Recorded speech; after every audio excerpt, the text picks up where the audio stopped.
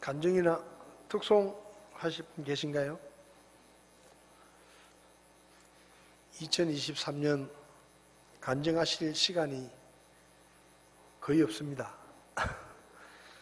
하나님이 2023년에 많이 축복을 해주셨을 텐데 혼자 복받고 입을 싹 닦으면 여러분은 좋지만은 하나님은 손해입니다. 왜냐하면 뭘 복을 주었는데 그걸 자꾸 떠들고 다니면서 소문을 내고 참 하나님 좋은 분이다, 하나님 이렇게 행하셨다라고 우리가 막 떠들고 소문을 내고 다녀야 하나님이 더 큰 영광을 받으실 텐데 입을 싹 닫으면 혼자만 하잖아요. 그러면 하나님이 손해입니다. 그러니까 여러분들이 하나님이 주신 축복과 은혜들을 소문을 좀 많이 내면 하나님이 보시고 아마 그러실 거예요. 야, 하나를 줬는데 10 소문을 내는구나. 다음에는 2개를 줘야 되겠다. 다음에는 더 잘해줘야 되겠다. 이런 마음이 드시지 않겠습니까? 하나님도. 그러니까 여러분에게 주신 축복들을 서로 나누고 또 하나님께 영광을 돌리는 시간이 되었으면 좋겠습니다. 다음 주 한 주 남았는데 수요일날 오시는 분들은 수요일날도 간증하셔도 좋고 그렇게 하나님이 베푸신 은혜를 서로 나누는 그런 시간이 예배 시간이 되었으면 좋겠습니다. 시편 21편 오늘 1절에서 13절까지 지난 시간에도 보았는데요. 시편 21편 우리 함께 보도록 하겠습니다. 시편 21편 1절에서 13절까지 우리 한 목소리로 같이 읽도록 하겠습니다. 오 주여, 왕이 주의 능력을 기뻐하리이다. 그가 주의 구원을 심히 크게 기뻐하리이다. 주께서 그의 마음의 소원을 들어주셨으며 그의 입술의 요구를 거절하지 아니하셨나이다. 셀라. 주께서 선하심의 복들을 가지고 그보다 앞서가시며 순금 왕관을 그의 머리에 씌워 주시나이다. 그가 주께 생명을 구하매 주께서 그에게 그것을 주셨사오니 곧 영원 무궁토록 많은 날을 주셨나이다. 주의 구원으로 인해 그의 영광이 크오니 주께서 존귀와 위엄을 그 위에 두셨나이다. 주께서 그를 영원토록 지극히 복되게 하시오며 주의 얼굴 표정으로 그를 심히 즐겁게 하셨나이다. 왕이 주를 신뢰하오니 지극히 높으신 이의 긍휼로 인하여 흔들리지 아니하리이다. 주의 손이 주의 모든 원수를 찾아내시며 주의 오른손이 주를 미워하는 자들을 찾아내시리다. 주께서 분노하실 때 그들을 불타는 화덕 같게 하시리이다. 주께서 진노하사 그들을 삼키시리니 불이 그들을 삼키리로다. 주께서 그들의 열매를 땅에서 멸하시고 그들의 씨를 사람들의 자녀들 가운데 멸하시리니 그들은 주를 대적하여 악을 꾀하였나이다. 그들이 해를 끼치는 계략을 꾸몄으나 능히 그것을 실행하지 못하나이다. 그러므로 주께서 그들의 얼굴을 향해 주의 활시위의 화살들을 쏠 준비를 하사 그들이 등을 돌리게 하시리이다. 주여, 주께서는 주의 능력 가운데서 높여지소서. 우리가 이와 같이 주의 권능을 노래하고 찬양하리이다. 아멘. 잠시 기도하겠습니다. 하나님, 이 오후 시간에도 저에게 말씀해 주시고 우리가 말씀을 들을 뿐만 아니라 듣고 믿고 깨닫게 하시고 주의 말씀의 교훈대로 살아갈 수 있게 도와주시기를 원합니다. 이 험한 세상 속에서 우리가 하나님의 말씀을 마음에 두고 그 말씀에 순종하는 삶을 삶으로 세상에서의 빛과 소금의 역할을 잘 감당할 수 있도록 도와주시옵소서. 부족한 종을 주님께서 써주시기 원하며 예수님의 이름으로 기도했습니다. 아멘. 자리에 앉으시겠습니다. 시편 21편은 지난 시간에 전쟁에 나가서 승리를 하고 돌아오는 개선 장군이 부르는 승전의 노래다, 그런 말씀을 드렸습니다. 지난 시간에도 말씀을 살펴보았는데 여기서 왕은 사실은 다윗 자신을 이야기한다라고 볼 수 있습니다. 그러니까 다윗 자신이 수많은 전쟁에서 승리를 하면서 승리의 경험들을 통해서 그가 깨달았던 그런 영적인 교훈들을 하나의 노래처럼 이렇게 기록한 것이 바로 시편 21편이다. 그래서 왕이 주의 능력을 기뻐한다. 주의 구원을 심히 크게 기뻐한다. 내가 승리했지만 그 승리가 나에게서 나온 것이 아니라 하나님의 능력과 그분의 도우심 때문에, 그리고 그분께서 나를 건져주셨기 때문에 승리했다라는 것을 노래하고 있죠. 그래서 승리를 주신 하나님의 능력과 구원을 찬양하라라고 그는 외치고 있는 것이죠. 그 다음에 복을 주시고 영광스럽게 해주신 것. 내가 이렇게 승리를 하고 많은 그 전쟁의 노량물들을 취하고 또 백성들로부터 영광을 받고 이런 모든 것이 하나님께서 주신 것이다. 주께서 선하심의 복들을 가지고 그보다 앞서가시며 순금 왕관을 그의 머리에 씌워 주시나이다. 하나님은 나를 복 주시기 원하고 그분의 선하심을 따라서 우리가 잘 되기를 원하시는 그런 하나님의 진심을 노래하라는 것이죠. 다윗은 좋은 날도 많았지만 힘들고 어려운 날들도 많았습니다. 그런데 그런 어두움의 시간들을 보내면서도 낙심하지 않을 수 있는 것은 하나님은 내 편이시고 하나님은 내가 잘 되기를 원하시고 나를 복 주시기 원하시는 그런 분이시다. 그러니 지금은 힘들고 어렵지만 반드시 그 하나님께서 나를 복되게 하시고 그리고 영광스럽게 하실 그날이 반드시 다가올 것이다 라는 그런 기대와 소망을 가졌기 때문에 그는 하나님이 복을 주시는 분이다 라고 노래합니다. 복을 달라고 내가 요구한 것도 아니고 또 복을 달라고 내가 바란 것도 아니지만 하나님께서 먼저 복을 주시는 그런 하나님이시다. 그 다음에 세 번째는 생명을 연장해 주고 영생을 주신 것을 찬양한다. 여러분, 우리가 살아있는 것이 우리가 무슨 힘이 있고 능력이 있거나 우리가 재주가 좋아서 내가 건강관리를 잘해서 내가 지금 살고 있는 게 아닙니다. 하나님께서 나를 지켜주시고 나를 불쌍히 여기셔서 내 생명을 연장시켜 주셨기 때문에 우리는 여러 번의 죽을 뻔한 일들이 있었지만 그때 하나님이 데려가시지 않으시고 좀 더 살다가 와라. 나를 위해서 뭔가를 할 수 있는 기회를 좀 더 줄 테니까 조금 더 살다가 오너라 하고 우리에게 생명을 허락해 주시니까 우리가 지금까지 살고 있는 것이지, 모세가 120세 신체적으로는 전혀 죽을 상황이 아니었지만 하나님께서 여기까지다 라고 말씀하시니까 그냥 그 건강하고 정정했던 모세가 그냥 숨을 거두는 겁니다. 그러니까 하나님께서 우리에게 삶의 기회를 주시고 있는 것을 감사하고 살아있음을 기뻐하고, 어떤 책에 그런 얘기가 있잖아요. 당신이 살고 있는 오늘은 어제 죽어간 누군가가 그토록 살고 싶어 간절히 원했던 내일이다. 그 말이 맞잖아요. 어제 죽은 사람은 조금만 더 살았으면, 하루만 더 살았으면 그러면서 죽어갔을 텐데, 지금 우리는 그 사람이 그렇게 간절히 소망했던 내일을 우리는 오늘로 살고 있는 겁니다. 그러니까 여러분, 오늘 우리에게 생명을 주신 하나님, 아침에 잠에서 깰 때마다 하나님 또 하루를 주셨군요. 또 하루를 더 살게 하셨으니 제가 주님의 영광을 위해서 오늘 하루도 열심히 한번 살아보겠습니다.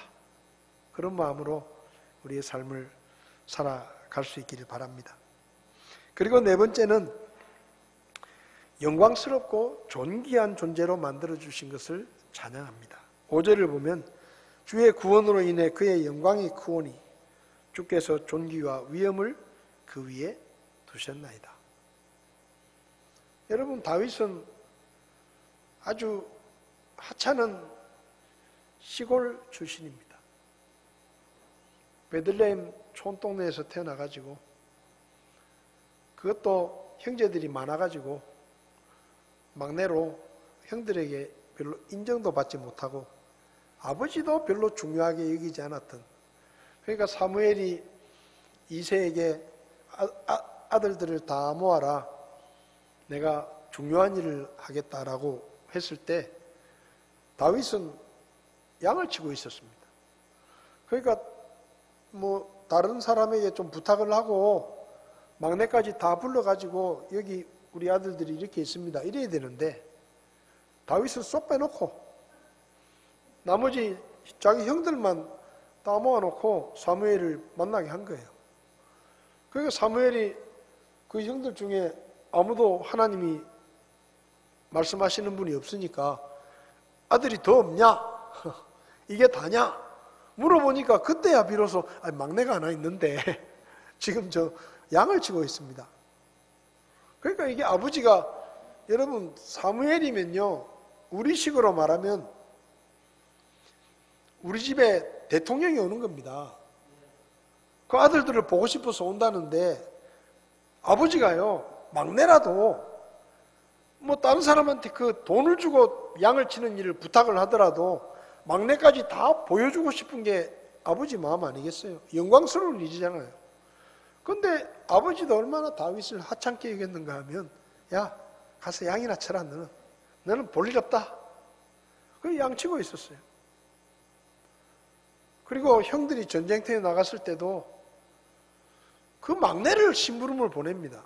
그 위에 형들이 있는데 제일 어린애를 전쟁터에 심부름을 보내요.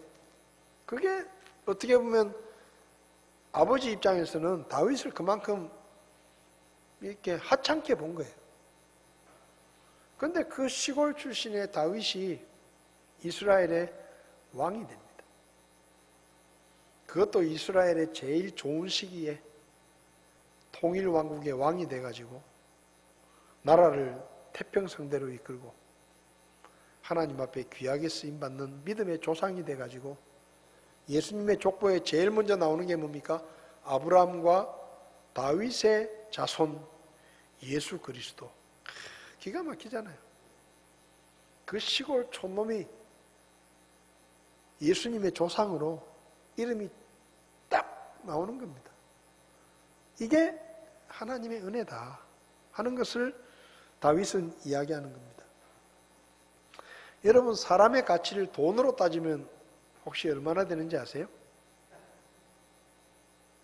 과학자들이 체중 63kg의 성인의 몸을 돈으로 계산을 해봤습니다.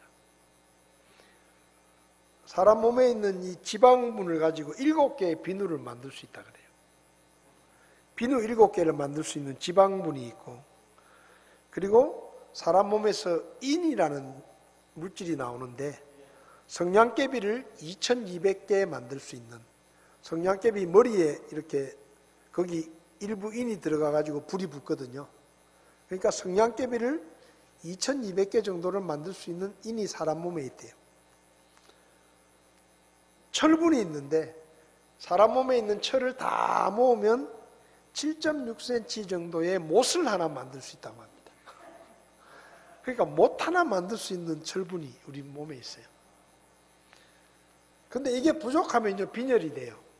그래서 철분을 먹잖아요. 임산부들이 철분을 먹는데, 그 다음에 사람 몸 속에 이제 탄소가 있는데, 이게 물질로 만들어진 탄소가 연필 900개를 만들 수 있는 연필심을 900개 만들 수 있는 탄소가 사람 몸에 있다고 합니다. 마그네슘이라는 게 있는데, 이 마그네슘이라는 건 설사약 한 봉지 정도 만들 수 있는 마그네슘이 있대요. 그리고 유황이 있는데 한 숟가락 정도 유황이 있고, 그리고 석회가 있는데 집에 있는 화장실 한 칸 정도, 화장실 하나 정도를 칠할 수 있는 석회가 나온다. 그래서 이걸 돈으로 환산을 해보니까 10만 원도 안 된다. 여러분, 사람이요, 뭐 살아있으니까 뭐 폼 잡고 다니지, 죽으면 팔면은 10만 원도 못 받아요. 쓸모 있는 게 없어요, 별로. 그러니까 별거 아니에요, 사람이. 다 썩어 없어지잖아요. 재밌는 거 있어요. 참 장례식을 보면 기가 막힙니다. 그 사람이 살아있을 때는 그렇게 좋은 차, 그 긴 차 한 번도 못 타요. 그 장례차 보면 얼마나 길고 막 멋지잖아요. 리무진 타고 이렇게 가잖아요. 관을 싣고.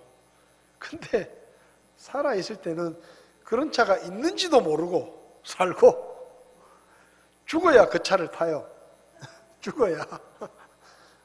죽어야 그 차를 타보는 겁니다. 아니, 살아있을 때가 한 번도 못 타요. 그러니까 이게 참 인생이 얼마나 허무하고 참 덧없는 일인가. 아니, 죽고 나서 그래 좋은 차 태워주면 뭐해? 살아 계실 때 좀 그런 차 태워드리지. 한번 폼 나게 말이야. 캐딜락 그 긴 차를 그냥, 어머니 아버지 우리 한번 멋지게 한번 차 타고 여행이라도 한번 갑시다. 뭐 그렇게 해야 되는데, 이놈들이 살아있을 때는 안 태워주더니 죽고 나니까 그 시체를 태워가지고 대접한다고. 인생이 그런 거예요. 살아있으니까 그렇지 죽으면 아무 가치도 없어요. 쓸모없는 거예요. 땅에 파묻히는 것입니다. 오히려 죽으면 겁나죠. 무섭게 만드는 존재밖에 안 돼요. 물론 사람의 가치를 이렇게만 따질 수 없지만 어찌됐든 과학적으로 따지면 그렇다 이 말입니다. 몸무게가 좀 많이 나가면 조금 더 비싸겠죠. 하나님의 말씀은 사람을 어떻게 표현하느냐? 야고보서 4장 14절을 보면 너희 생명이 뭔지 아느냐? 잠시 나타났다가 사라지는 수증기 같다. 그 사람은 그런 존재예요. 하나님 앞에서도 정말로 하찮고 쓸모없고 별 볼 일 없는 그런 존재가 사람입니다. 욥기 7장 7절에 내 생명이 바람입니다. 그냥 바람 부는 것과 똑같아요. 사람이 얼마나 하찮고 나약하고, 지금 3년 동안 지금 우리가 코로나 때문에 이 고생을 하고 있는데 눈에 보이지도 않는, 눈에 보이지도 않는 그 하찮은 세균, 병균 때문에 사람이 꼼짝을 못하고 있잖아요. 이게 사람이에요. 뭐 달나라에 가니 무엇이 어쩌고 저쩌니 아무리 얘기해도 눈에 보이지도 않는 그 병균 때문에 수백만 명이 찍소리도 못하고 죽는 게 그게 사람입니다. 뭐 사람이 잘난 것 같지만 그렇게 사람은 연약하고 별 볼 일 없는 그런 존재예요. 이사야 40장 6절에서는 모든 육체는 풀이요 육체의 모든 아름다움은 들의 꽃과 같다. 하나님 앞에서 사람이 얼마나 하찮은 존재인가. 수에 칠 가치도 없다 그랬습니다. 근데 그런 사람을 하나님께서 영광스럽게 하시고 그분의 영광을 더 씌워주시고 심지어 하나뿐인 아들을 십자가에 죽음에 내어주시면서까지 우리를 구해주시려고 하셨다는 겁니다. 존 F. 쉰이라는 분은 이런 말을 했습니다. 우리가 가치 있는 사람이기 때문에 하나님이 우리를 사랑한 것이 아니다. 하나님이 우리를 사랑하셨기 때문에 우리가 가치 있는 사람이 된 것이다. 여러분, 그림을 보면은 재밌습니다. 피카소가 그린 그림이 경매에 들어갑니다. 어떤 사람이 90억, 우리는 상상을 초월하는 돈이죠. 그 종이 쪼가리 하나, 그림 하나가 90억. 그러면 또 옆에 있는 사람이 100억. 그럼 또 옆에 있는 사람이 120억. 그래가지고 그 그림 하나가요 430억 막 이렇게 갑니다. 근데 그게 누가 그러면 그 그림을 430억짜리로 만들었느냐? 사람이 만든 거예요. 사람이 만든 거예요. 고우라는 화가의 작품도 무지하게 비쌉니다. 근데 여러분, 고우라는 사람이 살아있을 때는요, 그림을 그릴 물감이 없어가지고, 너무 가난해서, 너무 돈이 없어가지고, 그림을 그릴 물감이 없어서 얻어다가 그림을 그렸어요. 그리고 평생 가난하게 살다가 죽었는데, 죽고 나니까 그 사람 그림이 몇십억, 몇백억 하는 거예요. 이 세상 요지경 아닙니까? 하나님께서 우리에게 가치를 매기셨는데 하나뿐인 아들의 목숨값을 치를 만큼 우리를 귀한 존재로 삼아주신 겁니다. 그러니까 다윗 생각에는 하찮은 그 시골의 촌놈을 이렇게 영광스러운 하나님의 나라의 왕으로 세워주시고 하나님 앞에 섬길 수 있는 기회를 주시고 이렇게 영광스럽게 해주신 걸 생각하니까 전쟁에 나가서 승리하게 하시고 너무너무 감동이 되는 거예요. 그래서 하나님 앞에 찬양하는 겁니다. 그 다음 6절을 보면 주께서 그를 영원토록 지극히 복되게 하시오며 주의 얼굴 표정으로 그를 심히 즐겁게 하셨습니다. 이게 무슨 말인가 하면 하나님이 늘 자기와 함께 하시면서 자기를 떠나지 않으시고 보호해 주시고 지켜주시고 복을 주셨다 이 말입니다. 하나님의 얼굴 표정으로 그를 심히 즐겁게 하셨다. 여러분, 얼굴이 있다는 것은 그 사람이 내 옆에 있다는 거예요. 그렇잖아요. 아침에 일어나서 누군가의 얼굴이 내 앞에 있으면 그 사람이 나하고 함께 있다는 얘기입니다. 얼굴 표정으로 나를 즐겁게 하신다. 하나님께서 늘 나와 함께 계시고 나를 잔잔한 미소로 바라보시고 나를 떠나지 않으시고 늘 그 얼굴을 나를 향해 바라보고 계신다. 그런 말입니다. 민수기 6장을 보면 아론과 그의 아들들이 이스라엘 백성을 축복하면서 하나님이 이렇게 축복하라고 했어요. 민수기 6장을 보면 25절에 주께서 자신의 얼굴로 내게 빛을 비추사. 여러분, 하나님이 우리를 바라보고 계십니다. 하나님의 얼굴을 가끔 보십니까? 예? 하나님이 우리를 지켜보고 계세요. 내가 누워 잠잘 때도 하나님은 나를 떠나지 않으시고 나를 뚫어지게 이렇게 지켜보고 계십니다. 내가 잠들 때 하나님이 내 옆에 나를 바라보고 계십니다. 내가 눈을 뜨면 하나님의 얼굴이 내 앞에 있는 거예요. 그걸 우리가 좀 볼 줄을 알아야 돼요. 볼 줄을. 아침에도 찬송을 했지만 찬송가 85장에 구주를 생각만 해도 내 마음이 좋거든. 그 얼굴 배울 때야 얼마나 좋을까. 여러분, 하나님의 얼굴을 좀 자주 보십시오. 아침에 눈을 뜨면서 아이고 하나님 아직도 계시네요. 아직도 저를 보고 계시네요. 이렇게 그냥 마음속으로만 믿는 믿음이 아니라 하나님이 지금 나를 보고 계시고 제가 전에 말씀드렸잖아요. 제가 신학교 다닐 때나 전국 친교회 같은 데 가면 아침에 이제 산책을 이렇게 신학교 앞에 산을 산책을 하는데 저는 산책할 때 이렇게 꼭 누구 손을 잡고 걷는 것처럼 이렇게 손을 이렇게 하고 혼자 가는데도 이렇게 갑니다. 가면서 가끔 이게 좀 딴 사람이 보면 좀 정신이 나갔나 싶을 정도로 옆에 누가 있는 것처럼 하나님 어제 제가 이런 일이 있었는데요. 제가 참 속이 상했습니다. 하나님 제가 어떻게 할까요? 제가 그냥 가서 막 복수를 할까요? 아니면 하나님 그냥 한번 봐줄까요? 그냥 그렇게 떠들고 다녀요.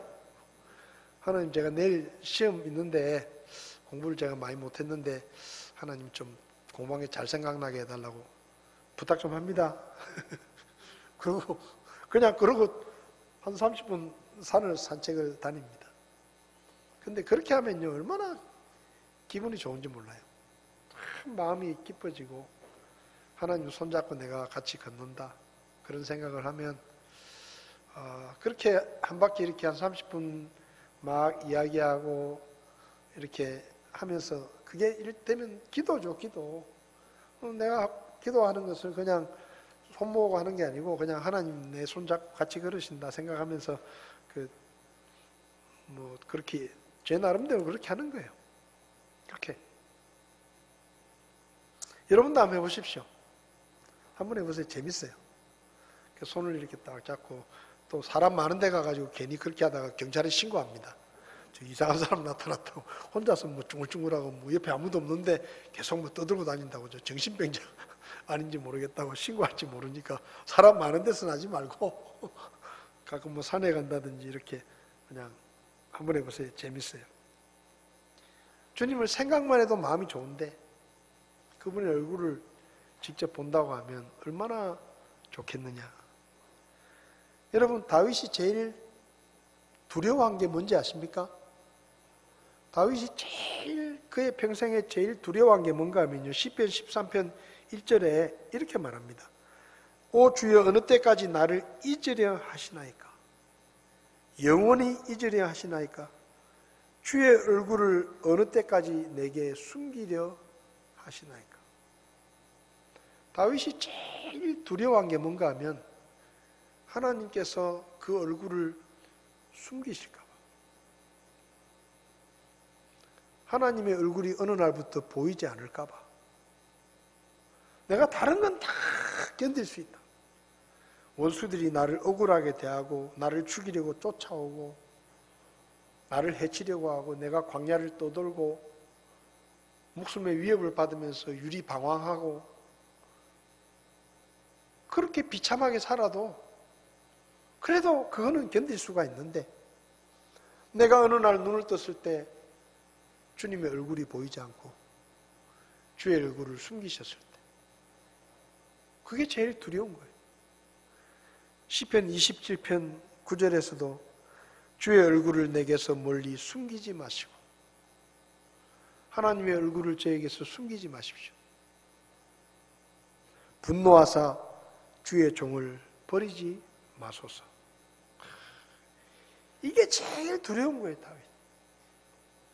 왜냐하면 하나님이 함께 계신다는 것이 얼마나 큰 능력이고 얼마나 큰 힘인지를 알았기 때문에 어느 날 하나님이 그 얼굴을 내게서 감추시고 내가 눈을 떴을 때 하나님의 얼굴을 보지 못하는 그런 순간이 되면 그게 제일 무섭다는 겁니다. 제일 두렵다는 거예요. 주께서 나의 도움이 되셨나이다. 오 내 구원의 하나님이여 나를 떠나지 마시고 나를 버리지 마소서. 시편 17편 15절에서 다윗은 이렇게 말합니다. 나로 말하건대 나는 의 가운데서 주의 얼굴을 바라보리니 내가 깰 때에 주의 모습으로 만족하리로다. 내가 눈을 떴을 때 그게 사망의 골짜기든지 깊은 바닷속이든지 고난의 한가운데든지 그건 상관없습니다. 내가 눈을 떴을 때 주님의 얼굴이 내 앞에 있고 주님이 함께 하신다면 나는 그것만으로도 만족합니다. 그것으로 족합니다. 이렇게 고백하는 겁니다. 여러분, 구약시대 때는 성도들에게 하나님의 영이 들어왔다가도 그 사람이 잘못하고 죄를 짓고 불순종하면 떠납니다. 사울에게 하나님의 영이 임했다가, 그래서 왕이 되었다가 사울이 불순종하니까 하나님의 영을 거두어 가시고 사울에게서 하나님의 영이 떠납니다.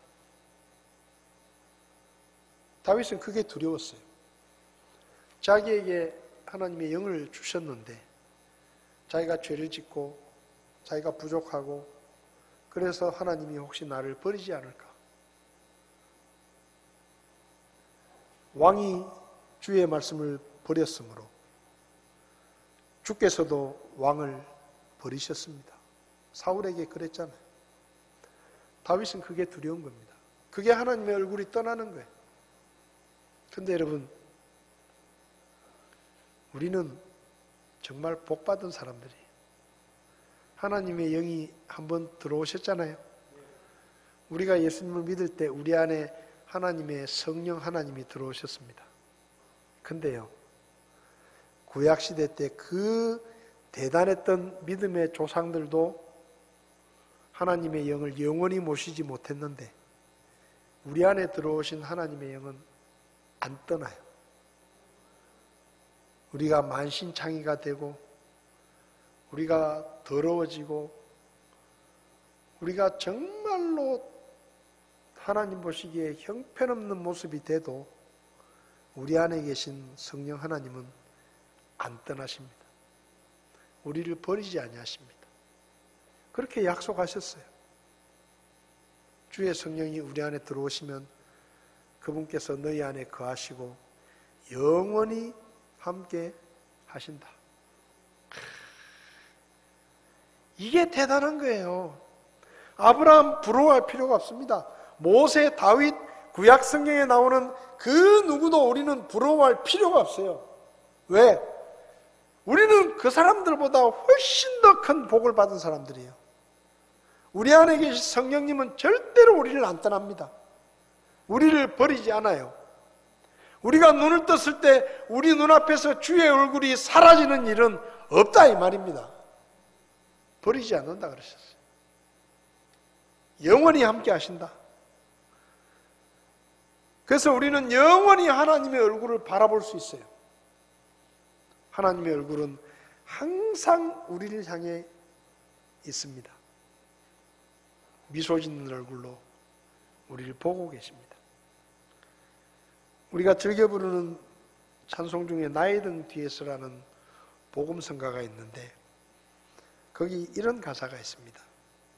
나의 등 뒤에서 나를 도우시는 주, 때때로 뒤돌아보면 여전히 계신 주, 잔잔한 미소로 바라보시며 나를 재촉하시네.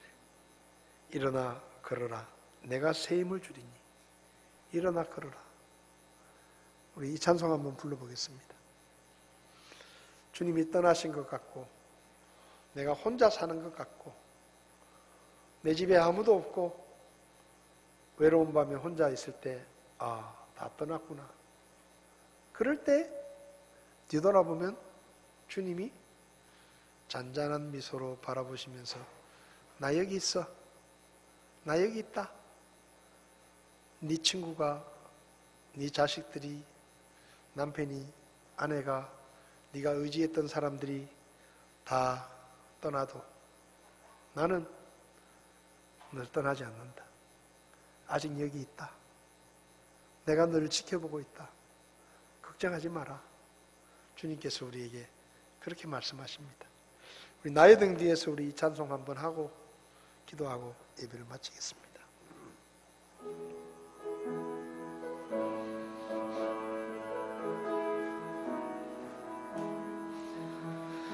나의 등 뒤에서 나를 도우시는 주,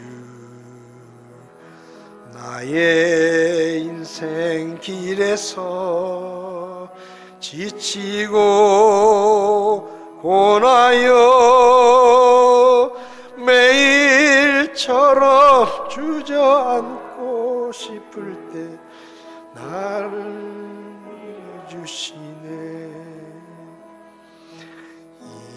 일어나 걸어라 내가 새 힘을 주리니. 일어나 너 걸어라 내 너를 도우리.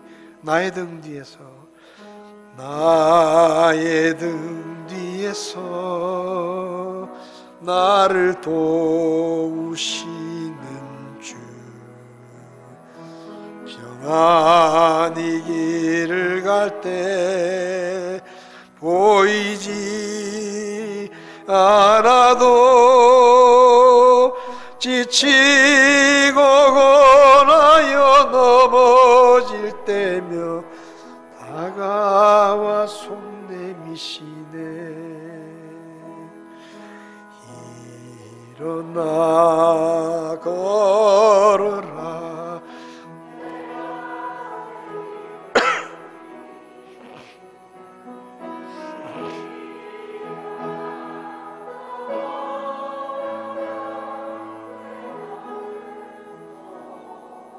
삼 절 하시겠습니다. 나의 등 뒤에서 나를 도우시는 주. 때때로 뒤돌아보면 여전히 계신 주. 잔잔한 미소로 바라보시며 나를 재촉하시네. 일어나 걸어라 내가 새 힘을 주리니. 일어나 너 걸어라 내 너를 도우리. 기도하시겠습니다. 하나님, 쓸모없고 하찮은 저희들이었는데 하나님께서 우리를 구원해 주셔서 하나님의 백성으로 하나님의 자녀로 삼아 주셨습니다. 성령 하나님께서 우리 안에 들어오셔서 우리가 풍랑 가운데 있을 때, 사망의 깊은 골짜기를 지날 때, 그때도 우리를 홀로 두지 아니하시고 우리와 함께 하시며 늘 그 얼굴을 우리를 향해 지켜보고 계시는 것을 감사합니다. 우리가 눈을 뜰 때 주님의 얼굴을 볼 수 있게 우리와 함께 해주시고 주님 앞에서는 그날까지 우리를 인도해 가실 것을 믿고 하나님 앞에 감사와 찬양을 드립니다. 우리가 날마다 이 사실을 기억하게 하시고 우리와 함께 계시는 주님을 생각하며 힘을 내게 하시고 용기를 얻게 하시고 주님의 이름을 위해서 믿음으로 살아갈 수 있도록 저희들을 도와 주시옵소서. 오늘까지 우리와 함께 해주신 주님의 은혜를 감사드리며 예수님의 이름으로 기도했습니다. 아멘. 예배를 마치겠습니다.